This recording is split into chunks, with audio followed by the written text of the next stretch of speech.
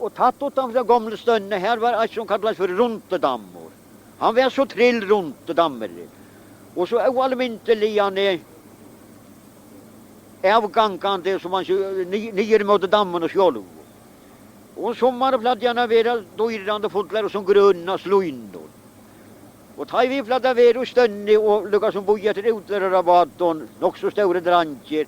Ta var alltid haft rossen att ränna runt och runt dem. Men det var inte stått utan någon för ojdam. Det tar blev fröjen så oalmintelig. Ja. Han var slådjevaxen när han kom upp att Och om du inte var så oheppen att detta igen så var det kanske onkel som lyckas som leip igen stegen fyra. Jo, det kunde mer än så hända. Ja, att onkel bara leip ojdam för jag får han stått lägga bort det. Jo. Ja. Och så är det alltså här bant inne som flötat som kallas för sandjägven. Och så kommer saltomstigver så jag vill här till alltså, 8 som gräs ger här. Och näga innanför här som vill ligga är det några boar som kallas för kosjälja boar.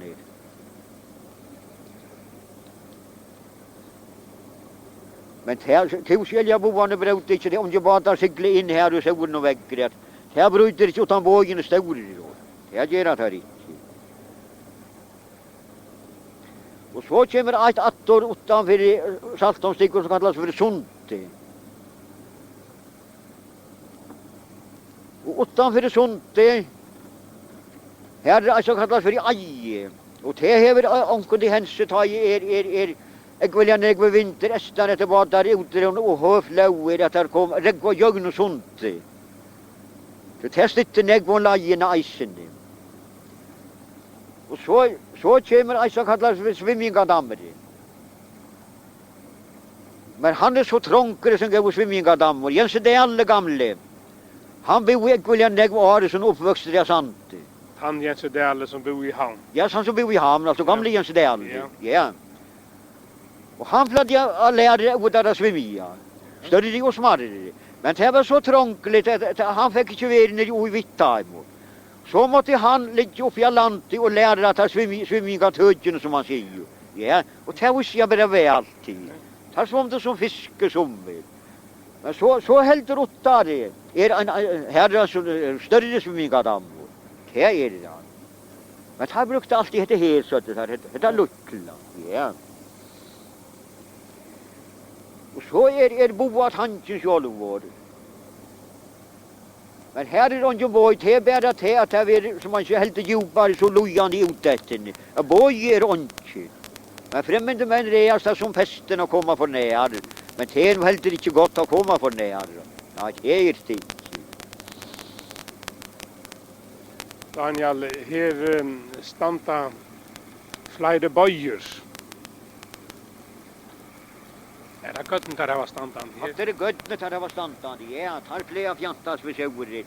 Jag vet, tar det bara för laxa gott, men tar för sån lax. Det får det inte. Nej, men tar för onkel större så kallar för brugter som vi dropar. Ja, ja. Det hände sig. Det hände sig. I fjör sommar 81 färda via någon gatten som det var. Ja. Och i sommar tar vörtar som häppnar tar finka in. Ja, tar finka in. Ja, och så släpar av tar den in i hamnarna. Och så hade det oss bort så för det norran för det. Och inte nej och ha för livren. Det livren inte tar bruka. Nej, det vill de inte vara vi. Men så vet det här att komma förbindelse vi hästar som vi Strömsund. Som skjuta brote. Ja, här kommer så efter sig och brote. Ja.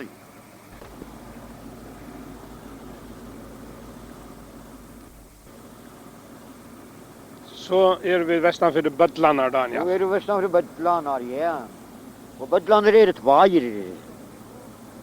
Så är här. Det kallas för Tola Tanke. Det är här som så jag var inte här innan den norra Bödle. Och så kommer Hållejägven. Hållejägven är här bant inne. Och så kommer Röjrajägven. Röjrajonna så jag vid vant in hämta vägen. Ja, var inte en hämta vägen. Och tröllkonne gick när helt norrar. Och uppe i AM kallar vi det för svarta gröt. Det är så märkvärdigt svart gröt som är uppe i AM. Kanske det är inte lovskapt av någon längre gröt eller så. Och så är det helt norrar som kallas för fiskekrajer. Och fiskekrajer, det är tajtar funn och matcher. Matcher är den blinkar här, den gott alene här. Och ta skulle det vara så nägve fiskor att han lödde upp på land här. Och för oss var steaten. Och det var att han åt tillteckna som man skulle ta i han. Blev hångter här. Runt. Ja, runt och blev hångter, ja. Och runt av Daniel han får nio, han blev bränd av ballen och var ju bara som han var burtjauar. Och uppåt till norra det kommer till Rossos tankar. Här som tanken här norr som vi sådja. Ja, vi blev där vant ut för Jöstre. Och man för Rossos tanke här är Rosshustar kattlar. Och så att det golken här var till han häck. Runt till själv, ja. Och så att det är kallat för vaktarhuset. Som vi såg här. Kan man vara som han tar nösen i det här. Och sjöster är bara inte innan som det är. Och så är det sjöster boar eisen, bara inte ont sjöster. Och så kommer vi norr mot Ölandsnöjpen. Och den är helt norrar här. Och så Nöjpans själv. Och så är det en böckor som tar upp bötterna Nöjpekin. Och i bötterna Nöjpekin här plattar av här för av vidorna kan lunte väl. Det var lunte i bötterna Nöjpekin så var den eisen norrvädja. Här plattar av Mias jättor. Och då fann det silt ut i ögonen ojorna som vi kallar. Ja. Så var det här vi kommer till orna. Oj, nöjdjan 120 om hästen. Ta då i grinta santen också stor grint. Och ta för en nölsiga bador. Ja, bador var släktet åt ajarmän var i havn. Men nölsingar hötte han i lajo. Och badorna kallas för kodden. Och tar sig inte så på land nästan hemmas i oren. Och så fick tar bjärkalo in och av bintan vi för han skulle stanna rattköl. Och så företar fra baden då. Och här hade så badsgolven en öppna bad. Och det sägs att här måste det i 18 boan här kom alltså. Ja, som man uta boa som vi kallar. Men här kommer så jättelånga ut. Här gör det inte. Och så blev baden given upp för skottlar som räk. Men i halta tar finka maskinen att hålla i hejl på land. Men hit blev så allt sånt sår. Men aktionen var så efter en dag var badkorten. Jag vet som kom på land. Men lojne finge tar spilter något jatt, alltså bjärka lojn. Så tar stod sig som män som måste lojne. Det gör det. Ja, det var så 1920 ta gick jag läsa. Och så var det ofta för min år. Till kipen kom Ödelheim undan Osland undan min. Och vi dödde ved i Todnes. Vi pratade ved att vara så Todnes ena för förra parten och ena för sajtna part. Och jag skulle så färdig i till Söltuvikar vid Dövriga, pappen och en granne till honom här, tar vi väl bajer och ska vara ägare här vid Söltu. Och då är en pappen för, ta tänka av sig och mamman och han, kväll skulle vara till Dövriga. Jag och det kommer till en som säger att jag skulle vara raste fiske till Dövriga. Men sin mamma är till slut spik, att hon spikar efter, till nästan uppe. Nej, säger pappen, man kan ska vara så för att det. Ja, vi bajläskar så kossi, med det söltu. Nej, hjälter hon här bara halt efter här som var. Ja, säger han där. Kom bara vi halten och sent halt i vår. Han ska var hade sent över en grint när jag ska ta. Jo, så kommer vi till det söltu. Vi går, ta vad dövren klarar att färra. Vi skulle färra genom fitton. Rimma dig i vår. Och nu är det kommer ut om det, nu är det bara grint av oss ur fjör. Og jeg får så nian av geilene, det ikke bratt for husene nian. Ettor hent av geil som tar platt der jeg kan nei til jøgn. Gær vær så bave min av vi. Og ta stegga jeg her oppe. Nei, så sa jeg meg sjølven at jeg better seg for i døver. Så tar for ikke sette seg døver at jeg kommer grint av til Søltebukka. Jeg tar og skvør med av skunta som var orkat livs. Så råper jeg om han at hei, her nede til åkken, det bare tveite leipen her, så gjør at vi har hver til vilja, at jeg færre vi åkken døver i. Det er jo så rundt at vi skund, jeg orka, jeg ganka, men det nok så tunggångt av begynna vi. Og hvordan utendig vi kom i ivra kliva jeg, men jo stendte tomtenes tarveren tatt vi John. Og edder her tatt vi ved. Så hoksa jeg ved mer, hetta vi rundt litt da. Jeg ledde lagene så tatt fram i tarven, så kommer han etter mer, og så kom jeg ikke til Søltebukka. Men her måtte jeg handla 28. Så hoksa jeg affæra nian klivvoldsamven, eller nian kliva det, alle her batt ikke. Kom tarven etter mer, så fikk han vi atter så 28. Så hoksa jeg meg selv om det var bedre affæra som nian, som gjørlig. Det kom til alltid krypa långre om han, som tarven ikke kom til. Jeg får så et fyra som nialene som torka i affær, og egene bedja tarven. Men så bedre tarven hugde ikke med, at han bare stod at alle togene. Og så får det når rettene så langt når, inntil, som han sier, til fjalldøgene og søen var. Og ta tauket til bans når etter, det som jorka jeg renne, og kanskje sintra tre. Jeg kom når til Søltebukar, og tar vår ene tar heimaste vår, og tar vår i overraug. Tar røg på ikke overraug, og ikke nyare røg i Søltebukar, gonger en lydel hemmarsbjall i middelen røgrene og rett. Og ta jeg kom når til starra, nu vet jeg akkurat sånn at jeg fikk året før, så given vær jeg gong. Så sier jeg til vittar, at jeg grinta på her heim. Nei, det vil ikke tryggva. Jeg hatt det rundt jeg mest tryggva.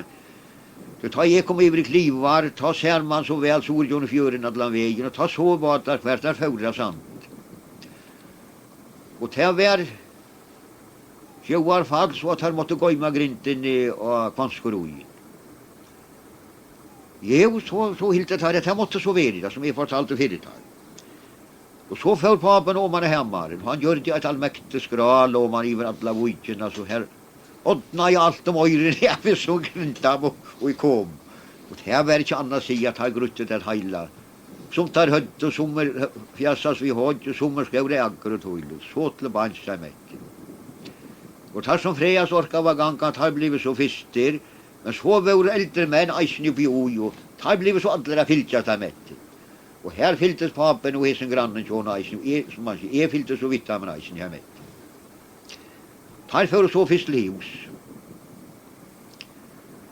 Og gjør det seg til, og så ble ferdig ute hemmar, og tar fører så vi en større fyra mannaffær. Og tar var så mye vel manna i det kvør med av å sette søgnar i året. Og jeg slapp så vidt av med eisen. Og jeg tar kommet nega sår av fjøren, eller sår oi fjøren, nå kommer det såret frekt han. Og hetta domtet han så almintelig han vel, hetta skulle være så godt vart hegnet, at her kom et alla feriene som var rett. Har vi kommet nega sår i fjøren, nå kom møtta vi teg, nå kom at han nå rett og grintet, her kom grumlig han vel, ikke vil jeg vel nå rett. Og har vi kommet langere norr i fjøren, så nå byttet han noe som så sunt og grintet, her for en større bolsker ble utanfor boa.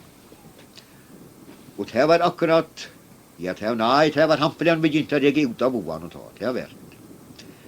Men det for flere badar ut om henta bolsken, så tar vil til hevan hem om maten. Og himbolskeren får så norr av vonna, og han ble så liggende akkurat som han var lagd, og her tar flere gøyma grinten. Jo, badane slupp og sådde om. Og her var det nok så store badene, det her var en dagsbader og skåpon, og her var det tudjemann affære husav, det jeg minnes. Og tar jeg reger ut av boan, så en så deilig uja norranfyr. Og tar tråka som hentar bolsken nord i ujena. Nå han ble så tatt heim ved lanten heim etter. Og tar vi koma heim med møte javen noen. Trøskon og Johnny røyra John, og ta hildet her hun var så nær. Hun måtte færre inn æra John. Nei, det ble så ikke. Og ta slapp jeg samta fram i kasta. Och vi var så nära uppe i agrinten, jag bära bläga i loddiga kvällen när imsa ständer så. Och ta lödda i utfärna boan och då immade skot att vara rådjus så flott av mig ta. Bäg tajr och sträm kurm ut i örmlost. Ja, och tar stögga vi inte av för en ojbolsken som är i laxet till rolighet. Nej, det blev alltså dejliga frialet. Jag så förut här efter kastet och alla vadan måtte ha läsa kastarta för det till dram. Så förut här steaten tar allt detta var kommit vad en kast och så är det. Så nu ser jag att här med nu släpper till 20. Vi har glätt med netto till att släppa vi och dra på vitta. Nej, just det vackra som kan stå. Ja. Och ta var inte råtarna bara ragga sig sant till. Nej. Och grinten då i ödlunga. Det måste vara grint mellan 3 och 400 kvällar. Så ta blev ivalesta nog till bygget. Ja. Och så kommer vi som vi röva hantas i åren. Och här är det som kallas för rastedammor. Ja. Ja, och tatt vi rastedam, här är en hättlas när det var för grönt att sätta. Och här bladde tar under kvudgen och här var 4 man affär stantande. Och hade fasta lunnareisen. Så vi minnas väl som odar kvar lunnar vår spujkrare ned och i själva hättlen. Men här måtte vara himmelens lagen tar fåra flåd. Så mannen var inte så näg och helptår. Han var fajer under kvudgen då. Och ta i brim kom, ta plattade det henne också stor ord om man vill. Och ta plattade man och sådja baden stanta uppe i orden i här. Men det var så långt laja ganka så det var en hyggligare affär och gråtes hättlån. Och flådna affär och stönna tjata. Det hyggligare. Och så tatt vi rastadam här kommer så gråtes hättlat. Här var en tjej kommen av flåta fram vid gråtes hättlån. Och det hade näggvar gåan av hår som säger. Lukas som man vilja här vara första att få att säga. Och här var en med oss som var i alla gråtes hättlåt. Så säger det inte upp. Han flöt så tungt till sjön. Äggveliga land. Och här var det äggver som man så vill de här vad hända gå att säga.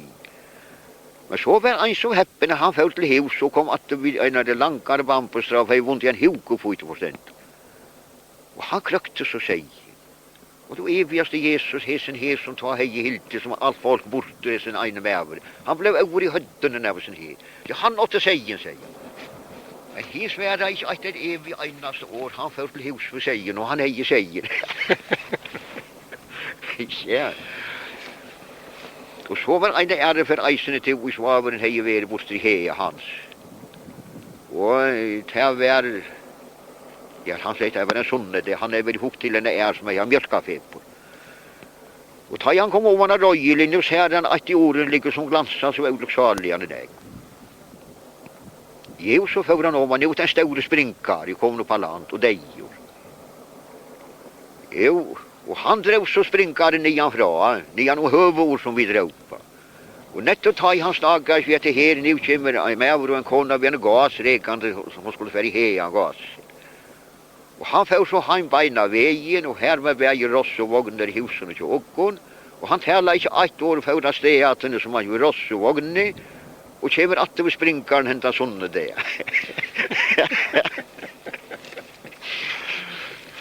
Ja, och så var det här till vi hesene brände oss ullad. Och ta var ja, det var hopar av brim och ta lägger inte sällan väl upp i orden i held. Nej. Jo, det var så vissor och att det var också stort brände oss ullad. Men där kom till en som te att kommer till nu inne mot och så äta för brottna. Hvis onken det tagit mot det tog. Jag vet inte hur så var det var utan här så kom det till en som te att det var bättre för till Bontonheim. Ja, så kunde man sfära och i banti och det mot det tagit mot det 2%. Jo, Bonten kom och men i halvtid att han 80 skiftar så knappligan i att. Att han blev vid Andreas huvud nöjpen. Ja.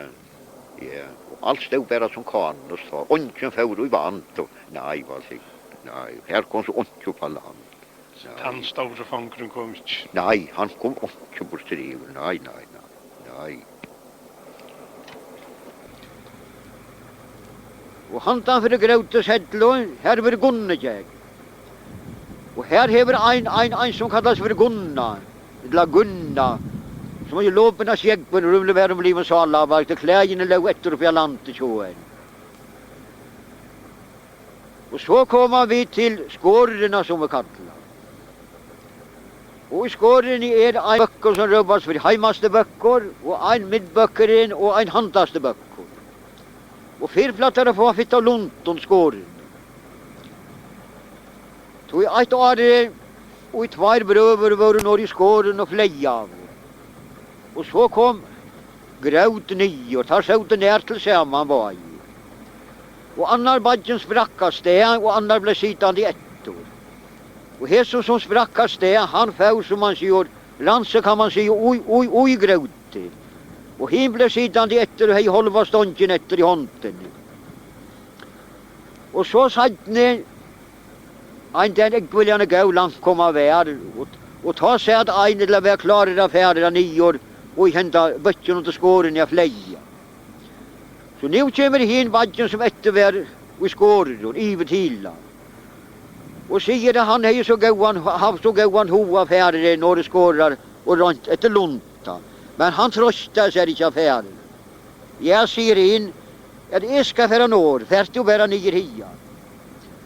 Og Jesus som var under skåren, han skulle få 104 til luntar, og han fikk det samme som for når skåren. Og så er sinter hantar i reis og kallar for diggvhåle. Her flattar det gøyma stenker inn i oi. Og det er så mye langt at han så stinker, det vil han trångt hålerte. At han så stinker stankarskaft inn, at han føles ångan bort nu som gav hål. Men er så merkelig underligt man skulle være skåren. At hvert evig einasta kvöld tar stjärnan färra. Altså fra huset. Så kommer en sånn evighetens riel sammen av skåren. Og tar flikva så trudja fere langt opp. Alle i ein og bortje og nyer til mot skårene. Trudja fere på henta man opp og nyer. Og så fere alle som er ljøs nyer som er fyrir edgjena og inn og sjøla setta seg. Så man hatt det så kvöld på henta maten så gjør det til her. Gøvren og hål allar heimast, altså omanfri vegen i kliven. Ja, her er så tilstig i hål, gøvren og hål. Det er en fautestenter her i Hedleheim av Grindali. Ja, jeg vet ikke, han kan være lang, og jeg minnes hver alle nere han ikke, kossier. Og her skulle jeg få en gleiva luk av røyeli og tvørter om alt her. Så hever jeg til valsigna klov i hånden over hav. En dag gaua gøyvor. Så kom han til kliva jegg. Og her er det ut tar køyrene og hette her. Skramle bort fra husene kliva jegg. Og tar flatt fyrir jeg sier at her skulle det tar fottene skal halte oftane til. Det tar seg tar ofta for at luter over at bæg ut og inn her. Det er ikke så fekner til å avfadle nu for her. Nei. Nu må det være farner som er langt vekk her. Ja. Og alt dette her som er utanfor kliva jegg, dette er kallet for Helgjara berg. Lykka ut mot Tormansjegg vattor. Og her flere, og her og Helgjara berg, flere gruvelige negrita siden somrene. Øyelige neg.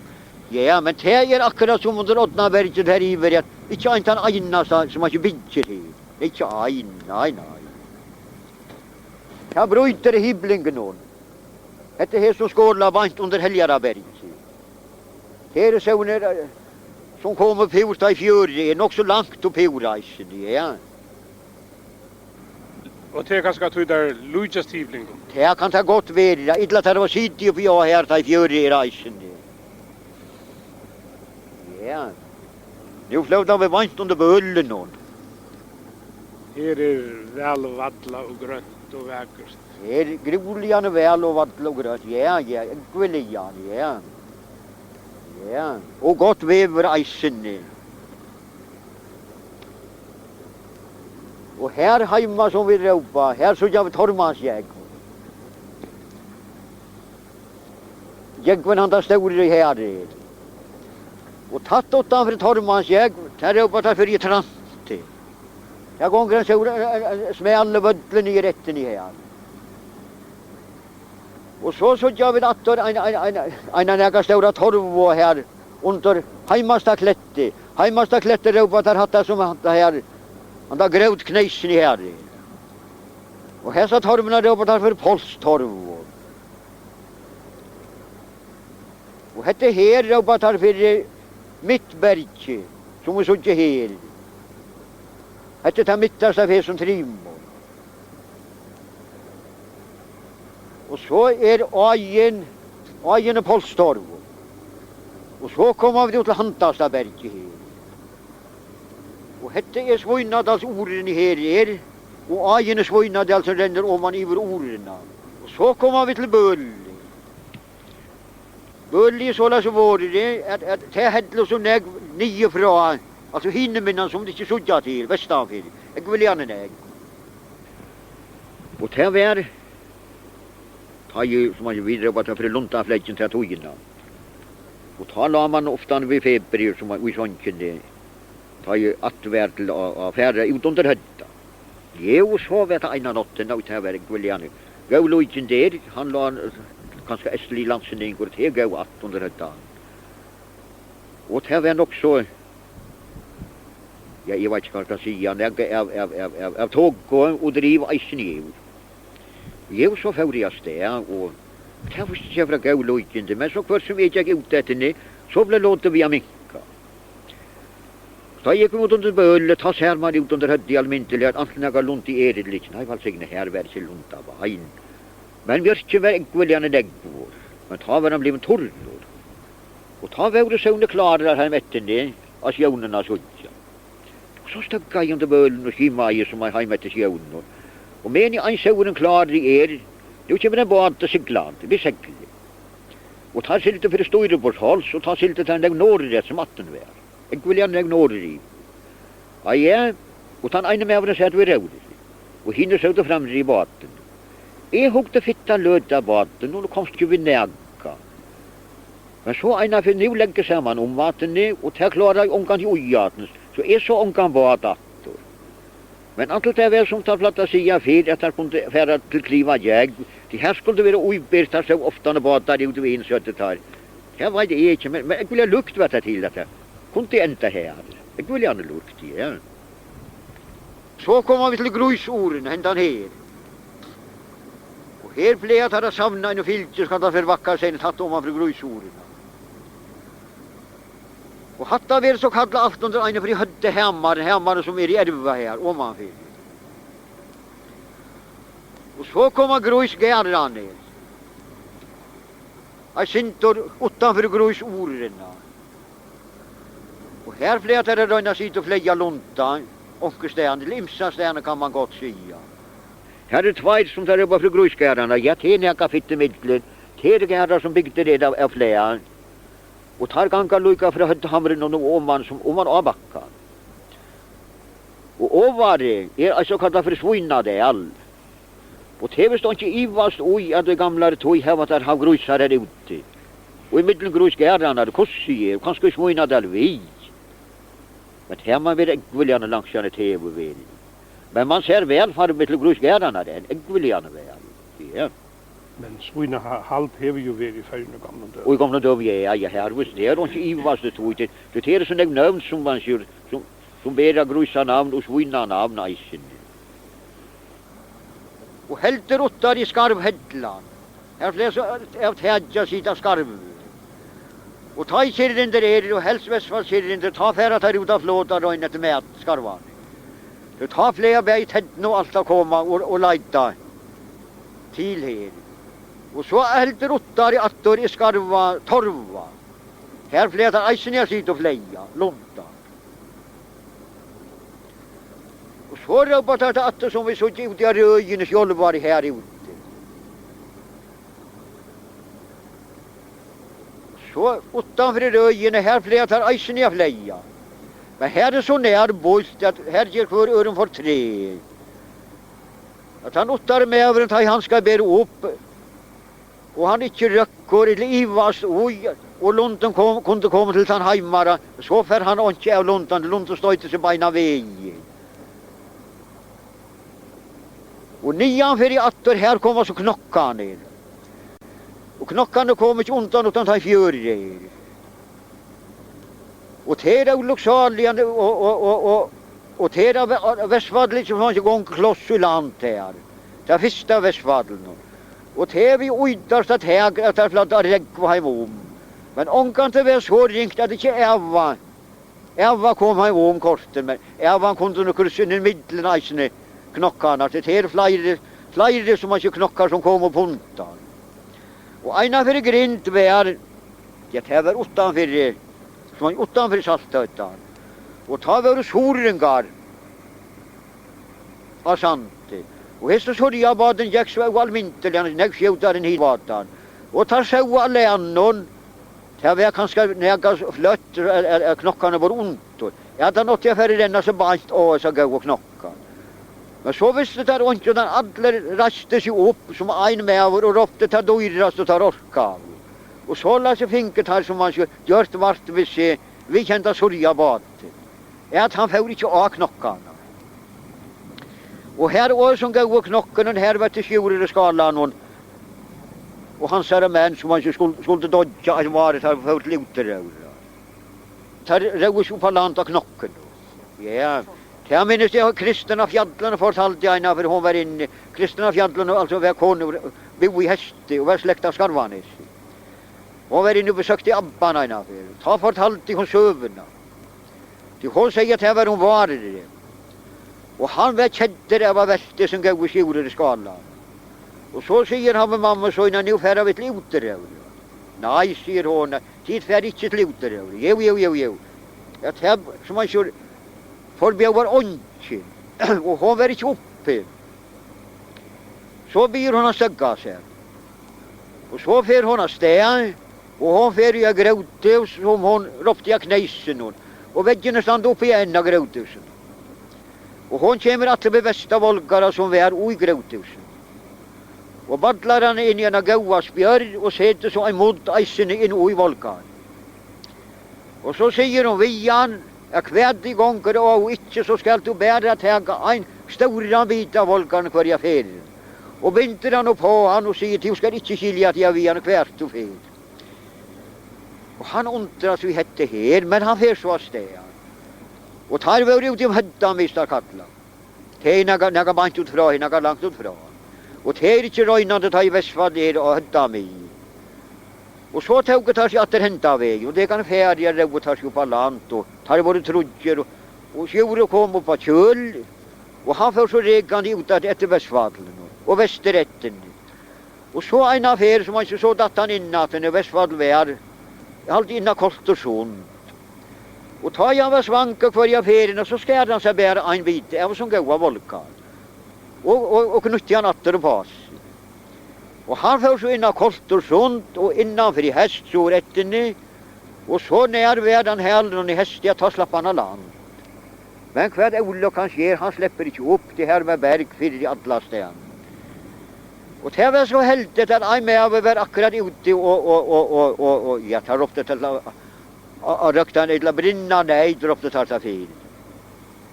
Og han høyrer disse raupner i ondt, og fer og da, og vet hva det er, jo, nå vet jeg med av oss som er i ondt. Men ta var så hatt og godt vever, at ta var lov, kom vi etter henne gav skjore. Og så fer han å vite hvordan tilstanden er, og helt det som gamle, at enn er det råa helde. Så han ikke til å være så brukt enda, ofte han, ikke til dette her. Ja, han skal løse øl så må leiten i ut, så skal han knyta båndene sammen til ett band. Og han så gjør jo tar rak vanten i. Og så la fjorden opp. Og så skjurer han i hestebaier, og han kvulte seg vel i heste. Så sette hestmennene atter til skåpene, og ta i hanken i han av Hedlesverige, nå mamman ser atter her. Og teker dem ut gjennom her. Så hun visste som man ikke mer inn fram og nøsene, som man sier. Ja, så la oss fortalte hun søve. Ja. Ja.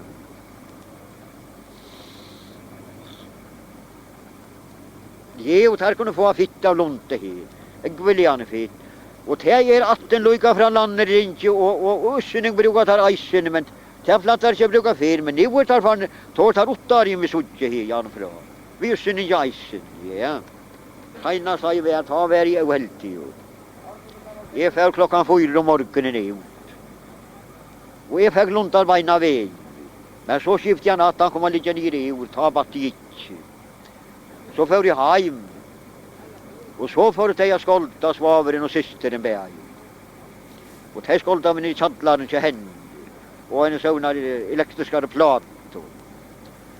Och jag ser tatt vi här. Vi var tofflor. Och så säger de mig att ni måste jag att för in och dit när jag går vidare första vägen. Och gulvet blev vått och jag gick så tatt fram vi så gå och gröjt.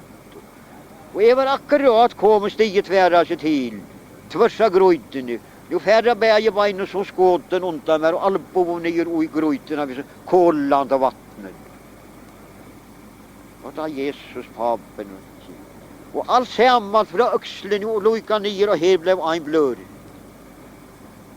Men hon var så häppen att hon förde till slank och beina vägen och här stod så fröjer ner efter henne vägen. Kultet är av.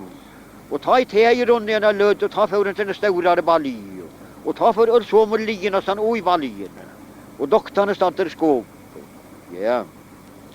Men så för bo till doktorn och han var lukka som ferie av lösa. Och han var skjuter hem, det var inte annars i. Ja, och så kommer han hem och så säger han med mig, hattar man inte världen så ringt, till armen är uppe i Asien. Men så får vi det ut till han och så man inte klippte han allt bort det av skjort och allt det här och ta flagga i hoven som man uppe i Atlas där. Ja. Men korset han är inte läge sig för att ha. Jag vill han är. Lycka till sista där innan förra var kjol. Det gör inte det. Det är det landpast här. Nej, det är inte som inte så. Nej. För mig över hevet han färd. Ja. Det har alltid varit så läs. Ja, alltid är vad här särlig ja. Ja. Nej, det var onkas det vet det som är vad de har landpastar lagt där. Och för mig kan färd han sessan vill. Ja, men inte så tre använder. Nej, här tar det inte affär. Det hever inte torsta affär till taj. Nej. Men här man får dolka som kör näsen till taj och då. Aganka. Man tycker väl. Jo. Det är halt ju stora stå i laj. Jag blir ja. Vad kommer där få en där här? Här? Gå om vidare. Jag tar komma till 200 och håll 300. Men färdan med över en av fos 100 så leder de väl alla till. Jag vill gärna väl. Det är halt. Och det är alltid onkur där i byrre. Ja, alltid onkur. Och flyer. Ja, flyer. Ja. Här är så jag vill gärna lattgångt och 28 gånger. Och nu har man tagit cykla efter vännen som man kör. Och det är latt så jag vill gärna nägg om man kommer så att han fram. Men det är bara för utrotten skilta där här. Ja. För att sälja. Nej. Det är inte för att sälja. Nej. Det har vi inte gjort. Nej. Det har vi inte. Det är en som säger alltid som bäst av fler sjöarfadlen nu. Det tar i västfadl i så räcker alla lunden ut vid lanten nu. Och så flyger han in natten vid lanten nu. Och han kan flyga en löd och så sätter han sig att det skeg och räcker ut daten. Och så tar det riktigt som man ser ut om vattnet, knäger naturligen och så flyger in natten. Och det här visar sig passar äggviljan väl i överhuvud. Vänta maten. Och han där raugen som vi såg som är överst i höddan och kallar det för höddaraug. Och det översta som vi såg att här överst för floj. Och det niaste för knäg. Det är det själv salthöddan. Det är själv salthöddan nere till ja. Ja. Och så kommer vi till Skibbiasjeri. Och här är överbadet ju på land har fått luter och har fått 4 män. Och det sägs att han skulle ha lyckats som kappre innan våra som tar upp då. Men vad det vet att han åt där. Men man stod och tar finka hinna på männen. Och så kommer vi till Bötchen i Skibjaskeden. En liten böcker som bant om Skibjaskeden. Ja. Och så till nästa här blir det så böleskål. Här flattar det fler ögel till färvestefil. En sted så gruvliga slatt och här flattar där bor en hodja en affär. Så skulle sova natten. Och här var det så tjänster i sommer. Här var poster av gång om. Att här knutte trilletråd fast i poster. Och vad trilletråd var det sliter. Jag såg vad folk var i ontan. Här var de inte ivastod. Jag vill inte färra ni här om jag var färren. Nej. Tar först och för alltid det bästa plåsen i världen. Ja, det gör det. Vär tar särskilt under kronan. Jag ser det under kronan värre. Ja. Och 4 krojajs. 4 krojajs. Ja, mer än så. Det kom 4. Ja. Detta här skulle vara gott Landviaberg, allt detta här västan för det här. Ja, det skulle inte vara vid i förryggen i det här. Men det var inte ånken om när jag gav vi över 8 nägra. Groli bärsand. Det har man inte helst vet. Så kommer vi till Jonna ägg. Vi såg dessa Jonna som gånger lycka frädgen av nere i jöggen. Och här är det några böckar här som är uppe sådana fri Eiralse. Och här datt en dronker om han måste vara 16 år gammal. Så han föll så att jäggven och här spurte så ontjatter av honom. Nej. Och norran för Jonna ägg, här är allt som tar ropa för musabötchen. Och så äggviljan stått med musabötchen, här är en böcken helt i norra som kallas för Edmundsböcker. Men Edmundsböcker är borta lopen nu.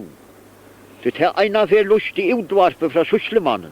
Att han stod till att lojpa. Och avvära i skip och vantar inte vara för när. Det man sa så tydliga riven innanför det. Att det får av vara till det. Att allt sammans får av. Och vi hade en center som man säger. Och här var så dejligt att flyga ta Janela till landsynning här västar. Jag ville hyggligt och stått 9. Jo, och så en affär till att vara oveteren. Det visste jag vara gå 18 morgonen och så gör det vid avtvajna vi skulle färre i vår och röjna till det här väster. Och ta vid var kom ner i vår och i klivar ta sig man i vår djungel och lugga i vår äggen. Nu färre tvär mans i vår djungel runt någon. Och det här dom till Olofsal lidland att han skulle färre till här ända och Edmundsbötchen, det här visste vi. Men här får så i våra böleskår, hon är säkert böleskår. Men det här var inte att böleskår, han la för ässlig. Här gav oss att gå att hoj här nere i böleskåret. Här är sådana suttje. Men vi såg att det inte att. Men så till alla ohällt, till alla olyckor upp på man tar upp att nu och lagen gången norr till äggen. Jag tar vi kom det nog så långt i. Jag tar var antal vär och röjna och ränna till man orkar idla geva skarven bär i. Nej, så blev just det vad jag skulle röjna till jag kunde jag ta till bas. Och han skulle så bära geva så tål. Och jag tog så vant i medel herranar. Det hela av allt det steg i uppgivet här var det bötchen. Jag är runt det här jag kunde nu och tar så att det här som färre norr till äggen nu teger annar till banstan yngre med över. Det var bröver var. Och så jag kussi han glajva i norr. Det här var så gruvliga gott och harvadla norr men hade tassjot som jag skulle röjna i berättet. Jag vill gärna tonka. Och det kan nog inte heja akkurat finns ju fast de här. Nu är han som var kroppen och av. Det var inte lucklig eier som han var. Jag gjorde det ruske mot dem här. Men jag lät inte vi med komma. Så är vi, nej. Jag får inte fast med alla de här blev. Du last inte avdragtet. Nej, det blev inte avdragtet. Men till allt huvud där blev det.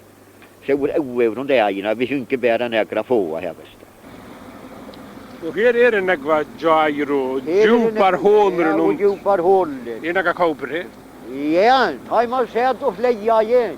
Och så har man alltid kopar ut för kintelsmässig jägg. Hon bandlar stora jägg vid vanten frågan här.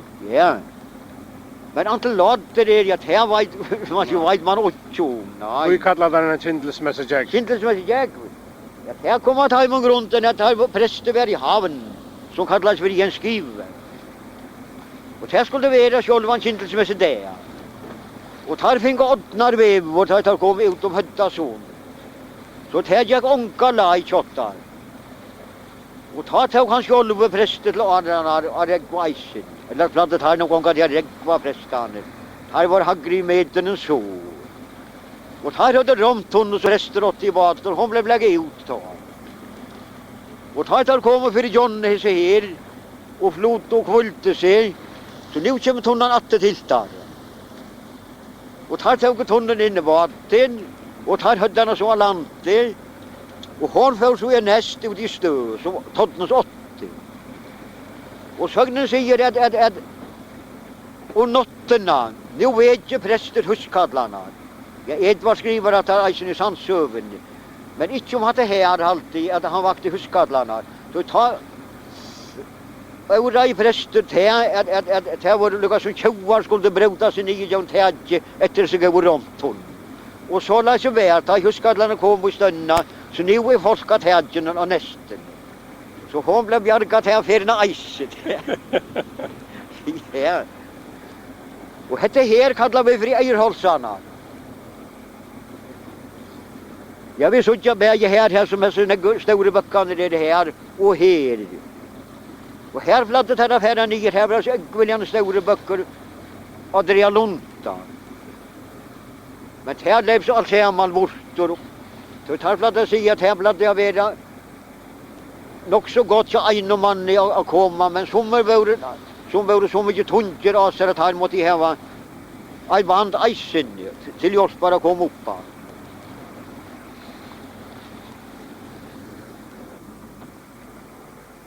Ja, Daniel, så ligger vi för Saltovik. Ja, så ligger vi vanstjord för Saltoviken, ja. Hette dejliga vägårdsglas, ja, oalminteliga, ja. Jag såg gången västan för Västerskinn, till tilltid i Saltovik. Ja. Och här har det väst från Fatnartovik. Ja, det är den trejta men inte välter. Så oalminteligt här kom på land. Det var så hört här brygg. Att det var så ojeliga när jag säger slapp inte på mig. Jag säger flöd ut. Och så är det ju en stäv värt. Så välte där nägg kotten här. Ja, det var inte nägg på kotten, ja. Och till dals äppelreisen. Ja. Är nägg av kongsgörreisen här? Ja.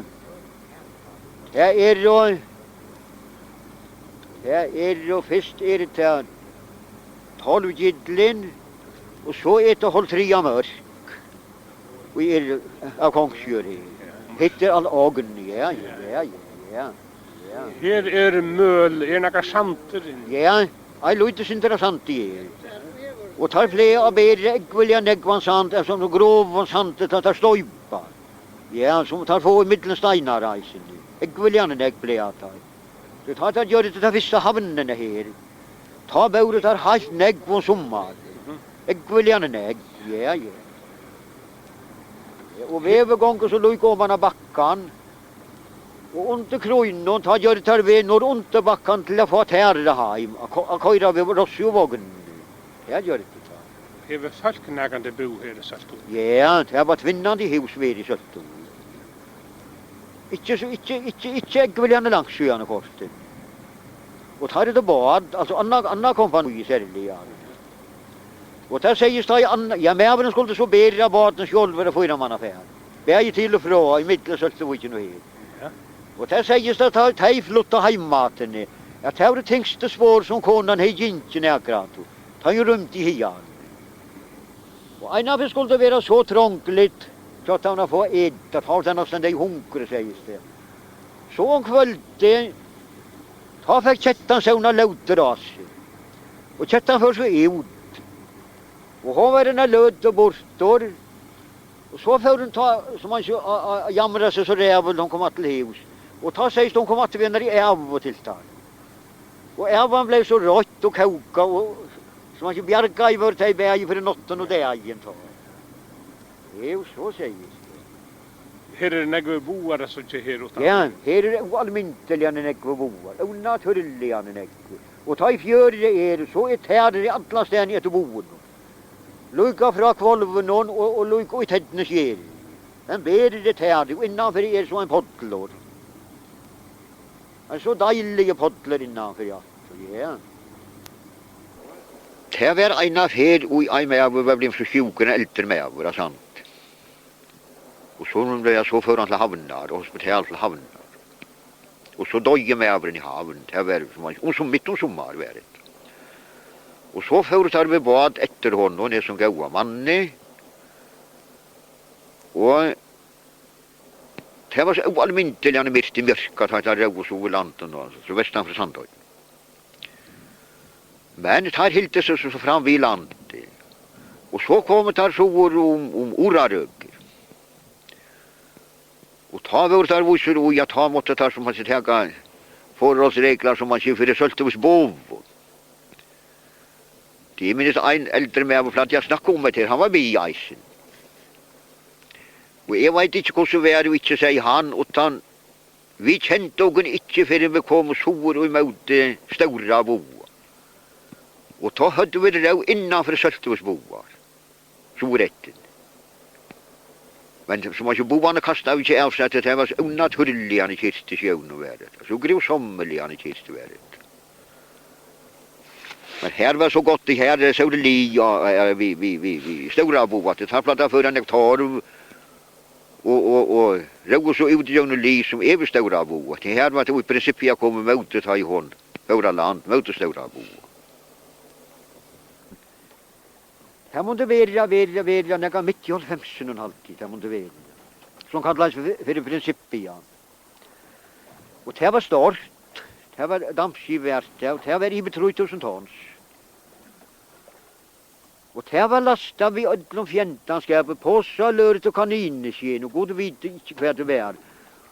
Och raja roje så att det tar hejer uppgivet här för assuransan och i latridgingen som tar kallat här nu. Att här skulle vara så groliga dår med last det här.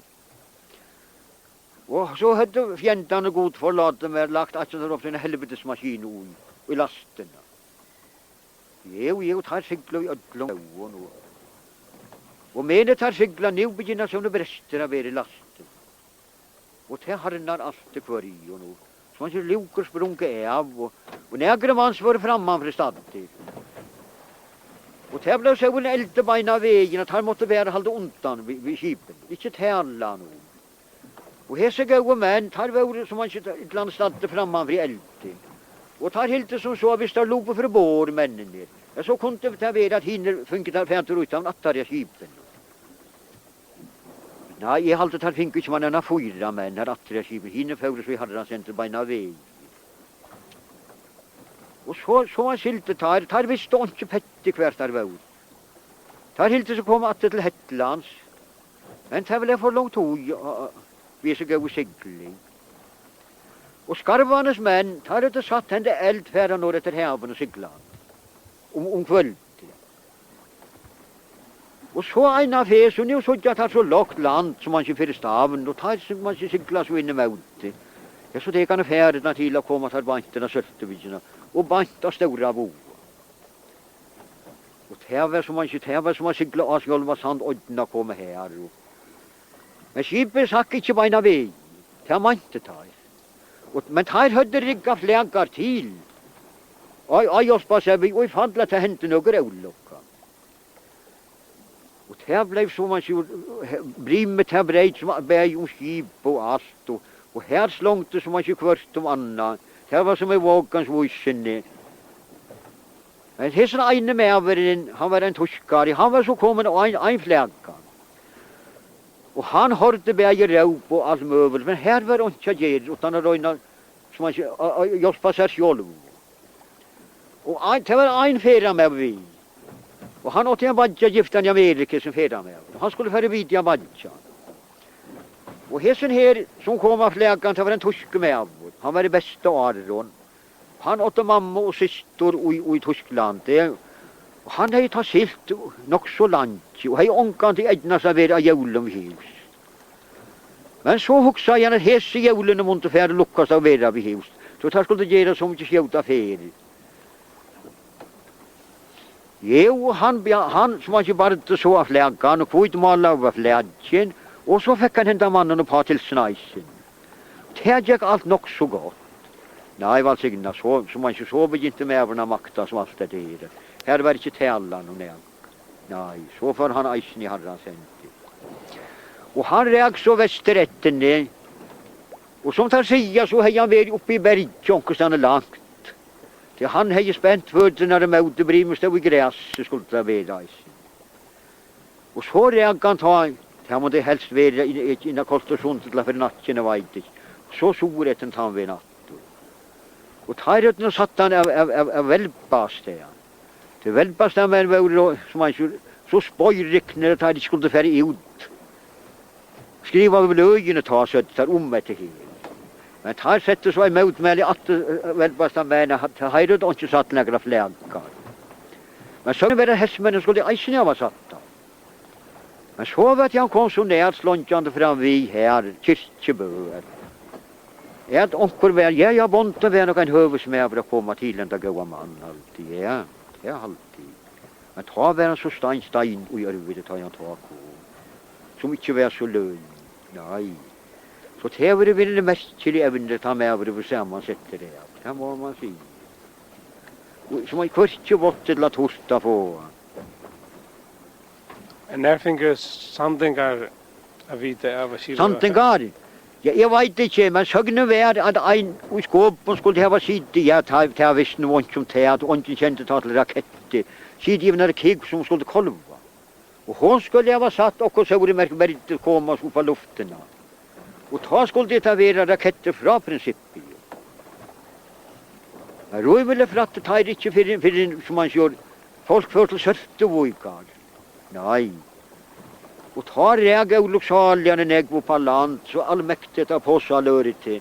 Og det var sånn terra brygg av kanineskinn. Ja. Og påsa løret til, det ble brukt, som var brukt til stokor, som var til segl, badar og sauret. Men han lovde at det var kvast, det var inne mot skinnene, men brukt ble det lukka av det. Ein med av kom, som han som var neget lande færre, den høtt skulle jo ikke være åren, som ble båren heim og griven i kyrkjegæren. Men det var negv harrans år, så var så mye store dronker at vi gikk nå til Søltevukar å finne på seg etter te. Ja. Det er ikke vært det. Ja, og tar sier nå en dag, froskmenn som har vært nere, at her var satt negv på seg lurt der nere. Ja, så det kan godt komme en oppganger enn vi negv på seg lurt, sier jeg. Ja, så sier jeg. Hva annet har det seg? Ja, tar sier at det er 35 meter dype. Og jeg synes det var bøye så la seg skapa vår. Jeg tar ikke å komme nega 9 år, jeg kan skal ned om heltene. Jeg tar en sånn hidla komme av. Så jeg ned til pura slatten i fyrir. Og her ligger prinsippet, ja, og hun vender vesterretten, sier jeg. Men antall til brådet for det av, til jeg kunne der ikke sida. Men her er så anker og kjedd oppi ankarsbøllån, og flere anker av sudja. Og Torsten han hei av hjul, akkurat av maskinen som han sier. Men det var så djærvaks etter hjulet, jeg har satt av sjål. Og Torsten var en som er ved igjen i.